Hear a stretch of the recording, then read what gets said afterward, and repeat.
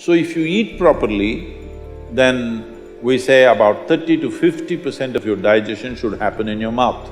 At least 40 to 50%, the food that you eat must be alive. You eat dead food and you want to live, this is a little difficult thing to do, because you have to raise the dead now.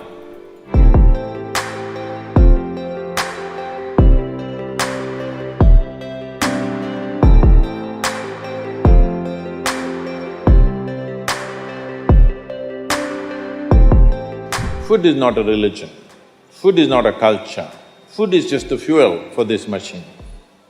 Yes? There may be cultural aspects to the tastes, there may be even religious tinge to the food over a period of time, but essentially food is fuel for this body. So with what kind of food will it function with minimum struggle within itself and maximum impact? So suppose you buy a petrol car and pump diesel into it, it may still roll around but not at its optimum. Similarly, various foods you can eat and still somehow it functions.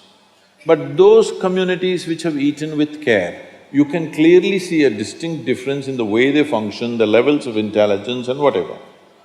So in India, we prescribed food for different people in different way. If you're doing menial jobs, you eat one way, because you need physical muscle. If you are doing other kinds of trading and other kinds of activities, you eat another way. If you are a fighting class, you eat differently. And now if you are into education, spiritual process and subtler aspects of life, then you eat differently. If you are in education, one of the greatest challenges is to stay focused on something. The goddamn textbook, I'm sorry. The wonderful textbook that is written for an average intelligence. It's a common prescription. It's not written for the brilliant student. It is written in a way that it's a common prescription, everybody gets it. But that textbook, how much effort it is taking for a whole lot of people. How they have to read it 10 times to get it. But you lie down in your bed and read a love story, you remember every word, huh? Yes or no? How come? So you don't lack memory, you don't lack focus. It is just that textbook and you, chemistry is not working. So what you need is a higher level of focus, a higher level of involvement. And another great enemy for a student is, because this textbook is such a tranquilizer, the moment you open it, go to cinema till 2 a.m. you're up, open the textbook at 9 o'clock, right there, you smash into it. So sleep is another big enemy. So what kind of food do you eat so there is no inertia in the body? In yogic way of seeing things, we are looking at tamas, rajas and sattva. Tamas means inertia, rajas means activity but no balance, sattva means absolutely balanced kind of energy.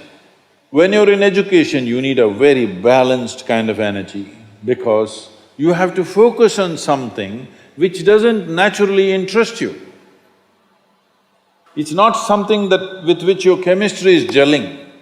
If your chemistry is gelling, you are always focused on that one, isn't it? Here there's no chemistry, but you have to focus on that. For this you need a balance and a steady mind. For this you need to eat in a certain way. To put it very simply, food goes through your body through the alimentary canal.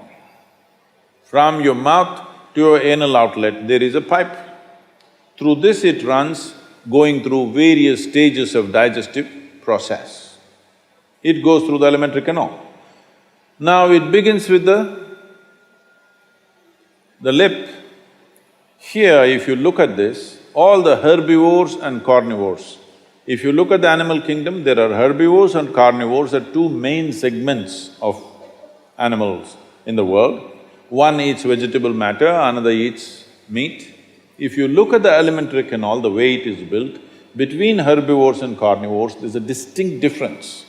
Everything in the human being suggests that you are naturally a herbivore, but for the sake of survival, we became carnivores. If you look at the jaw movement, all the carnivorous animals have only cutting action.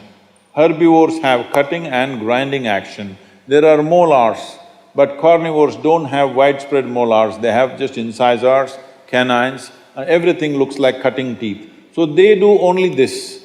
All the herbivores do grinding. What do you have?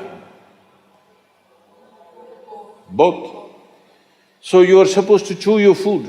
Why you are supposed to chew your food is you have enzymes in your saliva where if you take a little bit of raw rice and put it in your mouth just for a minute, you will see it turn sweet right here, because right here carbohydrate is being converted into sugar, right here. So if you eat properly, then we say about 30 to 50% of your digestion should happen in your mouth. So this part of the digestive system is expecting half-digested food or partially digested food. But right now the way we're eating is mostly we're putting not only undigested food, but partially destroyed food. So the amount of food that you need to get the same amount of energy has increased. You are eating much more food than what you should eat to generate that much of energy. Because of that, there is inertia in the body, because it has to process so much more food than what it should, there is inertia. Once there is inertia, your sleep quota increases. See, this is not that you must deny yourself sleep, that's not the point. But if you eat right and do a certain things with your body, you see very effortlessly, within 3 to 4 weeks, you can drop your sleep quota anywhere between 2 to 3 hours. 1.5 to 3 hours very easily you can drop if you just eat consciously and just learn to sit properly, just the posture, your geometry of the body and what goes into the system. If you just manage these two things, you will see sleep quota will just come down like that. Why this is this? There are many aspects to this, but one important aspect is food, how you eat. Not only what you eat, how you eat is also very important, because food is a live thing. One simple thing all you girls can do is just see various health issues and inertia issue, focus issue, just bring 40 to 50% of the food in its raw form, that means it's alive.